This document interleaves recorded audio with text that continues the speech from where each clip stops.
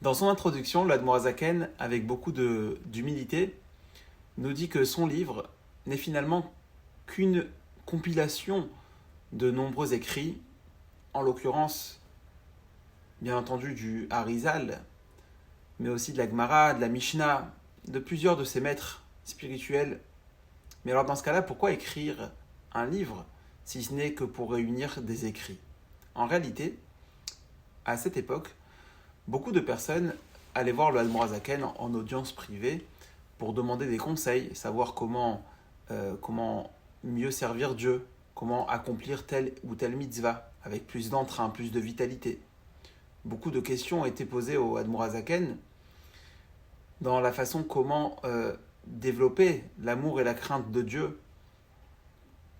Et donc dans la préface de son livre, le Admorazaken va dire que, étant donné qu'il ne peut pas répondre à toutes les questions, vu que son temps est restreint, et qu'il n'a pas la capacité de recevoir chacun, pour répondre à chaque question, alors le Admorazaken nous dit dans ce livre, on trouvera toutes les réponses à nos questions, et si on ne trouve pas nos réponses, alors on demandera à nos maîtres de trouver les réponses.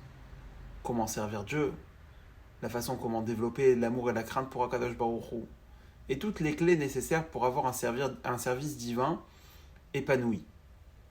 Dans sa première partie, le Admorazaken va nommer son livre le livre du Benoni.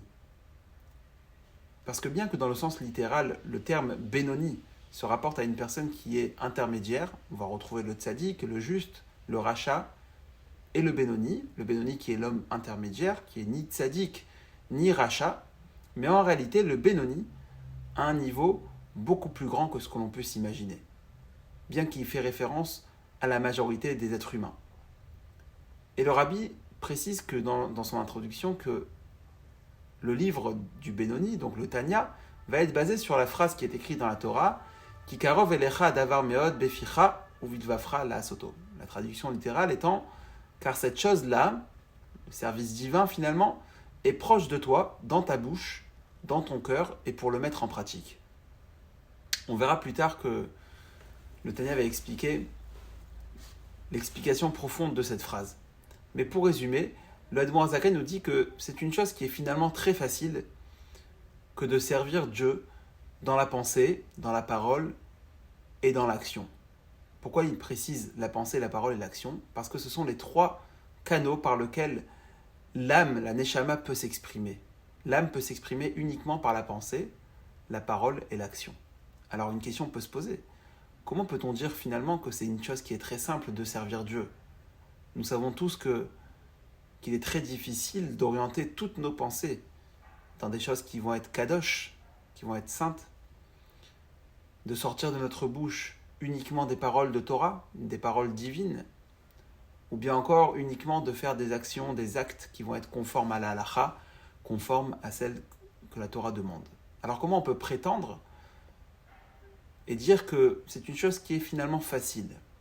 Pour cela, il faudra attendre le long développement et le long enchaînement que l'Admorazaken va faire dans les 17 premiers chapitres pour arriver à l'explication de ce verset et comprendre que finalement c'est une chose qui est facile.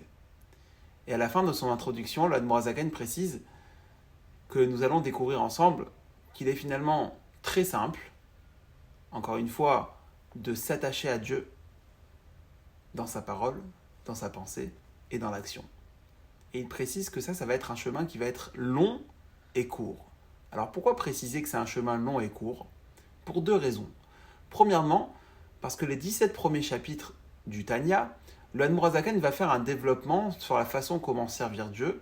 Il va nous donner des clés pour savoir comment se rapprocher de Dieu avec notre cœur, avec la bouche et avec la pensée, la parole et l'action dans la pratique. Mais ça va être un très long chemin. Mais une fois qu'on aura toutes les clés et qu'on aura tous les conseils du rabbi, alors finalement, ça sera un chemin qui va être court, qui va être simple. Parce qu'on pourra le mettre en pratique et utiliser ces clés. Et ça sera très très simple de les utiliser. Et donc, on pourra avoir un service de Dieu complet et efficace. La deuxième raison pourquoi il dit que c'est un chemin qui est long et court, parce que ça fait référence à une histoire qui est écrite dans la Gemara, dans le Talmud, avec Rabbi Yehoshua ben Hanania, qui avait un jour demandé à un enfant son chemin pour arriver à Yerushalayim, à Jérusalem. Et l'enfant lui avait répondu, il y a deux chemins, un chemin qui va être long et court, et un chemin qui va être court et long. Alors quelle est l'explication? Pourquoi l'enfant a répondu qu'il y avait deux chemins? En réalité, il y avait un chemin qui était court en distance, mais c'était un chemin qui était compliqué. Il y avait plein d'embûches, des trous, des irrégularités de terrain. Et donc, il est effectivement court en distance, mais finalement très long, parce que pour pouvoir arriver à sa destination, il y avait beaucoup d'embûches. Le deuxième chemin, c'est un chemin qui est long en distance, mais court finalement, puisqu'il n'y a aucune embûche, aucun problème sur la route, et donc les chemins sont larges, et donc on peut finalement arriver très très facilement. Donc l'enseignement que l'on va apprendre dans le Tanya, ça va être un chemin qui va être effectivement très long. Mais parce qu'il y a beaucoup de notions à apprendre, beaucoup de clés à découvrir, beaucoup de conseils que l'Admor Zaken va nous donner. Mais après avoir eu toutes ces clés et toutes ces notions, alors ça sera finalement quelque chose de facile, ça sera un chemin qui sera court de les mettre en pratique. Juste après l'introduction, il va y avoir les Askamot.